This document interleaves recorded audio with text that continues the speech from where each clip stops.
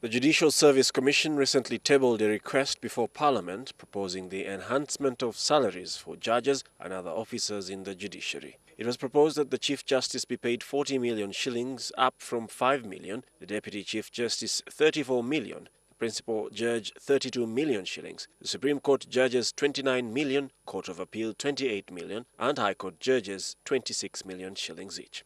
But today, government said there is no money to enhance these increments for judges and staff in the judiciary.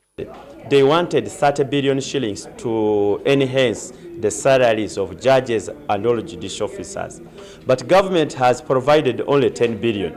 The enhancement, that one I told you, because is something that needs to harmonize. Last week, President Museveni appointed new judges, but there are no funds allocated for the new justices in the next year's budget. Appearing before the Parliamentary Committee on Legal Affairs today, the third Deputy Prime Minister, General Moses Ali, directed the Finance Minister to allocate funds for the new judges. Whether the finance like it or not, this is there. They must pay. They must look for the money.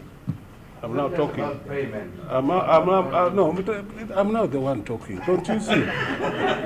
This is my chance now. I'm the only one.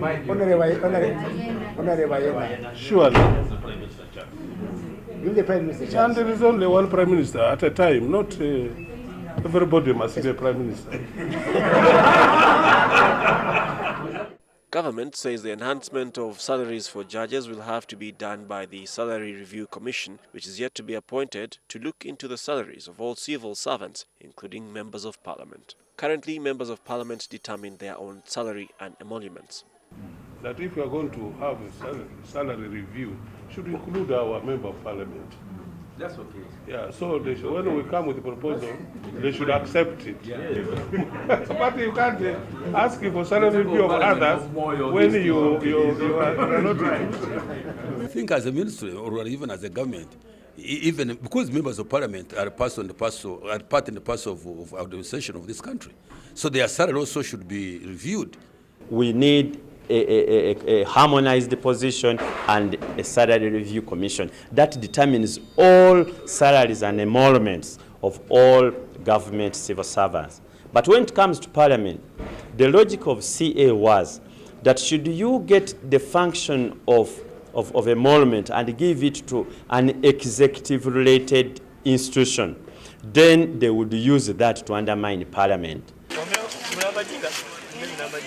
Government also says there is no money to conduct LC.1 and LC.2 elections by a secret ballot, and hence local council elections will have to be held by lining up.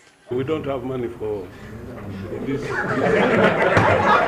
This you must tell you that we don't have money. We don't have money for this. So we are coming back to amend for standing behind. So that is the proposal.